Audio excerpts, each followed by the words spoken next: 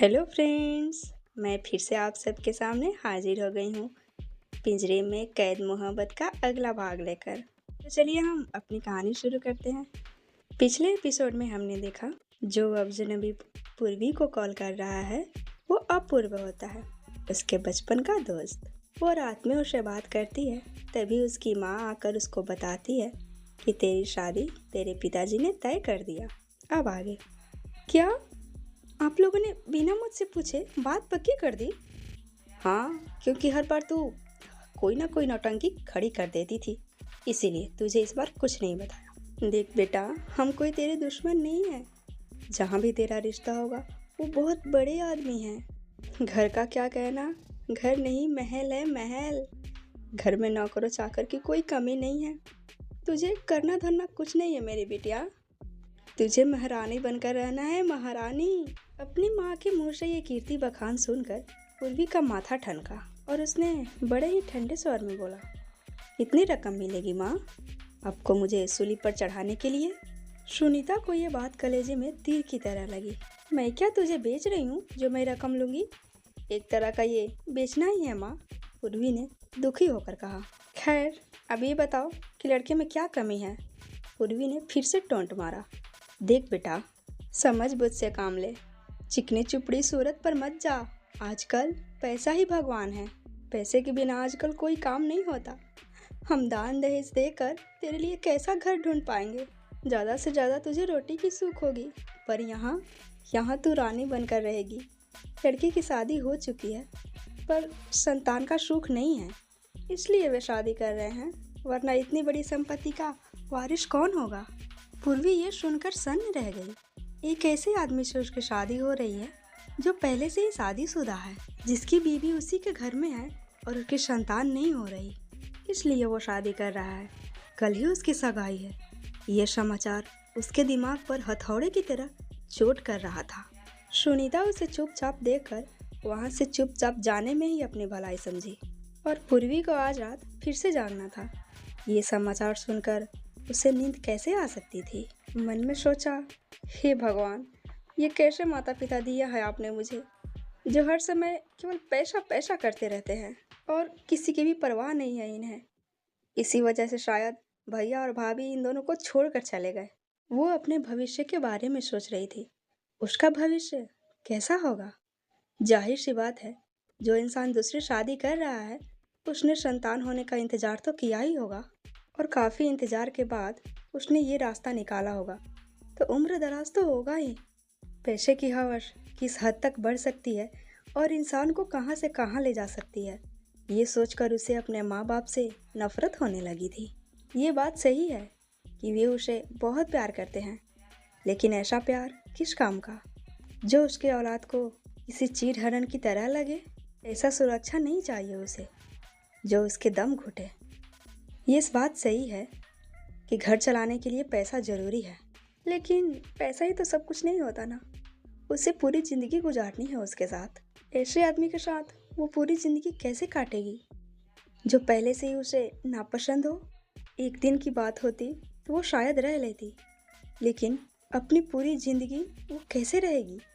ये सोचकर उसका दिमाग फटने लगा और इसी वजह से उन लोगों ने बिना उससे पूछे ही उसकी बात पक्की कर दी, ताकि इस बार वो कोई भी बखेड़ा ना खड़ा कर पाए। देखने दिखाने की बात भी नहीं हुई, अब सीधा सगाई ही होगी। इस वजह से उसका मन विद्रोह करने को उतर आया।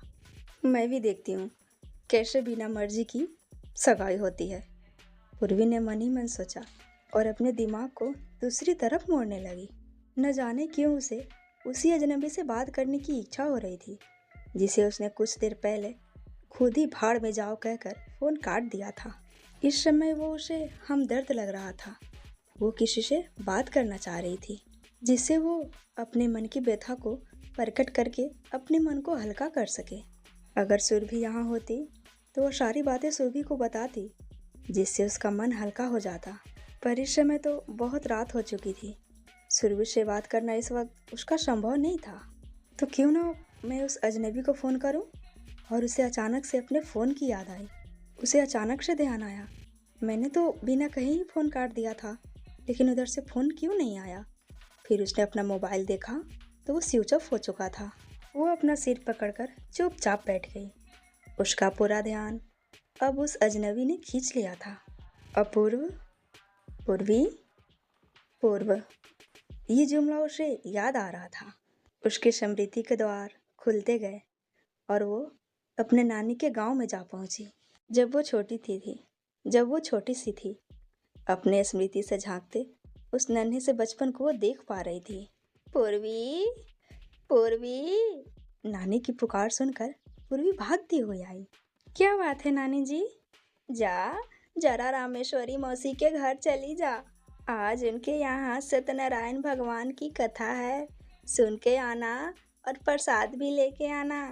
किरदार घेरे वाले फ्रॉक पहने वो गोलमोटल गुड़िया सी लग रही थी। रुक जा बेटा, मैं तुझे जरा काजल का टीका लगा दूं, वरना ये मुंही औरतें नज़र लगा देंगी। मैं बाद में जाऊंगी, क्योंकि बच्चे शोर बहुत ज़्यादा करते हैं और कथा तो वो सुनते ही नहीं हैं। जब 3 अध्याय ख़त्म हो जाएंगे तब मैं जाऊंगी। कहते हुए नानी अपने बिस्तर पर लेट गई। उनकी तबीयत इस वक्त ठीक नहीं चल रही थी, वरना वो रुकने वाली कहाँ थी। कहीं भी पूजा हो या कथा हो, सबसे पहले हाजिरी उन्हीं की लगती थी। जब पूरी वहाँ पहुँची तो उसने देखा कि बहुत सारे बच्चे अपनी आंखें बंद किए हुए हाथ जोड़कर वहीं पर भक्ति भावना के साथ आलती पालती मार कर बैठे हैं। रामेश्वरी मौसी उसे देखकर उसके पास आ गई। तू अकेली आई है बेटा? हाँ मौसी, नानी की तबीयत थोड़ी सी ठीक नहीं है, तो उन्होंने कहा है वो थोड़ी देर बाद आएंगी। हाँ बेटा, मुझे पता है, अगर उनकी तबीयत ठीक होती तो वो सबसे पहले यहाँ आती। रामेश्वरी मौसी ने पूर्वी के गाल को छूते हुए कहा और फिर एक झंझर उन्होंने वहाँ पे बैठे बच्चों की तरफ देखा जो शोर ज़्यादा कर रहे थे और कथा कम सुन रहे थे। उन्होंने उसे डांट कर बोला, चुप हो जाओ तुम सब। आजकल के बड़े भी ना सिर्फ बच्चों को भेजकर अपना आने का निमंत्रण पूरा कर देते हैं। भक्ति भाव का तो अब चलन ही खत्म होता जा रहा है। आज उस कथा में एक नया लड़का भी बैठा हुआ था। उसके बगल में एक बैठे लड़के ने उस लड़के के आंख बंद होने का फायदा उठाया और उसके सर पर जैसे ही एक चपत लगाने को हुआ, पूर्वी ने उसे टोक दिया। ओए लड़के, देख ये तुझे मारेगा। और वो लड़का बिल्कुल शांति से उठकर दूसरी जगह बैठ गया। उस लड़के ने पूर्वी से पूछा, तुम्हारा नाम क्या है? पूर्वी, पूर्वी ने बड़े ही प्यार से कहा। वाह, तुम्हारा नाम तो बहुत ही प्यारा है। मेरा नाम पूर्व है। पूर्वी, पूर्व, सब मुझे प्यार से अप्पू कहते हैं। पर पहले तो तुम्हें यहाँ कभी नहीं देखा था। पूर्वी ने मासूमियत से पूछा। अरे मैं यहाँ नहीं रहता, उस लड़के ने भी बड़े ही भोलेपन से जवाब दिया। ओ, तो तुम यहाँ मेहमान हो अपनी मौसी के यहाँ? अप्पू, वो मेरी मामी है। मामी यहाँ अकेली रहती है, तो इसलिए उन्होंने मुझे बुला लिया। अब मैं यहीं रहकर पढ़ाई करूँगा। पूर्वी, हाँ मेरे साथ भी यही है। मेरी माँ ने भी मुझे यहीं पे छोड़ दिया है। अब मैं भी यहीं रहकर पढ़ाई करूँगी। नानी की तबीयत भी आजकल ठीक नहीं रह रही है ना, सो इसलिए भी। अप्पू बड़े ही प्यार से कहता है, यहाँ पर सभी बहुत ही गंदे हैं, इसलिए मैं तुमसे दोस्ती करूँगा, बाकी सबसे मेरी कट्टी। पूर्वी, तुम भी बहुत अच्छे हो। अगले दिन जैसे ही पूर्वी स्कूल पहुंची तो उसने देखा कि अप्पू भी स्कूल आया है। अब उन दोनों की दोस्ती काफ़ी गहरी हो गई थी। वे दोनों अपना खाना और खिलौना शेयर भी करने लगे थे। हमेशा लोग उन दोनों को एक साथ ही देखते थे। वैसे भी पूर्वी की नानी और रामेश्वरी मौसी दोनों के बीच बहुत ही बनती थी, जिसकी वजह से दोनों एक दूसरे के घर आना जाना करती थी। बचपन से ही शौकीन हमारी पूर्वी को सजना संवरना बहुत ही पसंद था। गले में कांच के मनकों की माला, पैरों में पायल और हाथों में चूड़ियाँ वो हमेशा ही पहने रहती थी। एक बार जब वो गांव के मेले में गई तो वहाँ उसने अपने लिए सीप की चूड़ियाँ खरीदी। वापस आते समय उसे ठोकर लगी और गिर पड़ी। उसकी नाजुक चूड़ियाँ वहीं टूट गई। उधर से मेला देखकर आते हुए अप्पू ने जब देखा, वो वहीं रुक गया। क्यों रो रही हो? मेरी सारी चूड़ियाँ टूट गई। चूड़ी टूटने का डर, चूड़ी टूटने का दुख पूर्वी के चेहरे पर साफ दिखाई दे रहा था। उसका दुख कम करने के लिए अप्पू ने कहा, तुम रो मत, तुम मेरे खिलौने ले लो। उसने अपना डमरू, बांसुरी, बैट बॉल और न जाने क्या क्या सब कुछ पूर्वी को देते हुए कहा।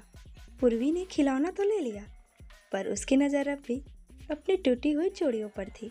तुम बहुत अच्छे हो अप्पू। ये बचपन की छोटी छोटी घटनाएं बाद में बहुत बड़े रूप ले लेती है, जो हमारी आंखों के सामने कभी न मिटने वाली स्मृति बन जाती है। शायद बालपन की इसी घटना ने अप्पू को पूर्वी के लिए चूड़ी खरीदने के लिए उश्काया था और उसने उस नेकलेस के साथ उसे चूड़ी भी गिफ्ट की थी। उसके बाद उन दोनों के न जाने कितनी ही सुबह, दोपहर और शाम एक साथ खेलते खेलते बीत गए। धीरे धीरे उन दोनों के मन में एक अज्ञात स्नेह ने जन्म लिया, जिससे वो दोनों ही अनभिज्ञ थे। अब वे दोनों छठी क्लास में पहुंच चुके थे। 8वीं क्लास तक आते आते उन दोनों के मन में एक अजीब सी दुविधा थी, जिसके बीच वे दोनों फंसे हुए खड़े थे। उनके बीच ये स्नेह मोह का बंधन क्या था, उन्हें कुछ भी समझ नहीं आ रहा था। अब बड़े होने लगे हैं, इसीलिए उन्हें अलग अलग ग्रुप में रहना होगा। टीचर ने उन्हें यही समझाया था, लड़कियों के अलग ग्रुप और लड़कों का अलग ग्रुप। वे दोनों इस बात से परेशान रहने लगे।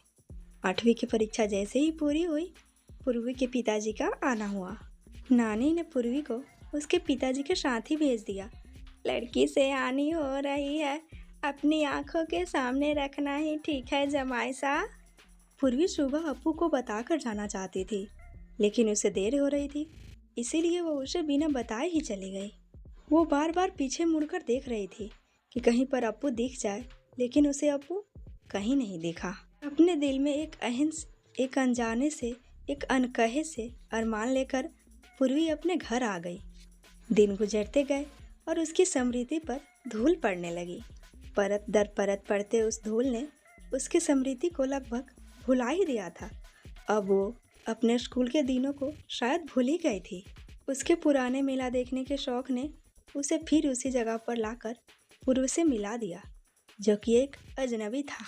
ये सब सोचते हुए पूर्वी की आंखों से आंसू बहने लगे। अब पूर्व कितना सुंदर हो चुका है, पहले से काफ़ी आकर्षक। अपने कॉलेज के बाहर 1-2 बार अपूर्व को देखकर पूर्वी के मन में उसके लिए यही एहसास जगे थे, काश वो मेरे सपनों का राजकुमार होता, काश मैं अपनी पूरी जिंदगी उसके साथ गुजारती। झूले पर सामने बैठे अपूर्व को देखकर भी पूर्वी के मन में ये भावना उमड़ पड़े थे।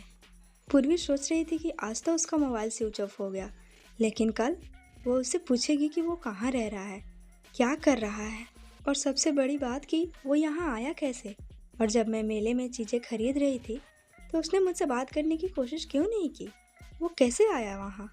पूर्वी फिर से अपने आने वाली ज़िंदगी के बारे में सोचने लगी। कल पता नहीं क्या होगा, कल तो मेरी सगाई है। उसकी माँ ने पूर्वी के फ़ोटो से ही सब कुछ तय कर दिया था। थोड़ी देर सोने के बाद ही सुबह उसकी माँ ने उसे आकर जगा दिया। जल्दी से उठ जा, जल्दी जल्दी मेरे साथ काम निपटवा दे बेटा, और तू भी जल्दी से तैयार हो जा। पूर्वी बेमन से उठी। उसका मन स्थिर नहीं हो रहा था। वो कभी कभी यही सोचती थी, अपने जीवन को वो ऐसे ही स्थिर बहती हुई नदी की तरह छोड़ दे, जिसे जाना होगा जहाँ वो वहाँ चला जाएगा। कहीं ना कहीं तो मंजिल मिल ही जाएगी। ये समाज की रीति के अनुसार है, उसके माँ बाप के इच्छा के अनुसार है। उसके अपने इच्छा का कोई मोल ही नहीं है। कभी वो सोचती, उसका जीवन है ही क्या, अपने मन के अनुसार वो खुश भी नहीं हो सकती। जीवन क्या बोझ है, वो क्यों ऐसे बोझिल जीवन जिए। एक दिन हो तो शायद काट ले, महीने साल की बात हो तो भी शायद कट ही जाए, पर ये तो जीवन भर का सवाल है ना। जिस इंसान को वो पसंद भी नहीं करती, उसके साथ वो पूरा जीवन कैसे रहेगी। पूर्वी प्रश्नों के इन्हीं जाल में उलझे अपने काम कर रही थी। बहुत ही दुविधा और भ्रम की स्थिति में थी। तभी वहाँ पर सुरभि आ गई। सुरभि को देखते ही पूर्वी खिल उठी। सारे पकवान बनाने और सारे काम निपटाने के बाद सुनीता जी ने पूर्वी से कहा, पूर्वी को तैयार कर दो सुरभि बेटा। तैयार? पूर्वी के मन में फिर से अपनी माँ के लिए तृष्णा जाग उठी थी। इतने साल नानी के यहाँ गुजार दी, उसे सजने का कितना शौक था, पर यहाँ हुआ क्या। दिन भर घर में खटने के बाद खेत में बचे काम भी माँ लाकर उसके ऊपर ही डाल देती। थोड़ा सा भी उसे अगर समय मिल जाए और अगर उसकी माँ ने गलती से भी उसे सजते हुए देख लिया तो उनका प्रवचन शुरू हो जाता था। लड़कियों का ज़्यादा सजना धजना ठीक नहीं होता। वो तन को ढक कर रखे, यही अच्छा होता है। नहीं तो कब नाक कट जाए पता ही नहीं चलता। तू तो ऐसे ही इतनी सुंदर है, तुझे श्रृंगार की क्या ज़रूरत है, ऐसे ही रहा कर।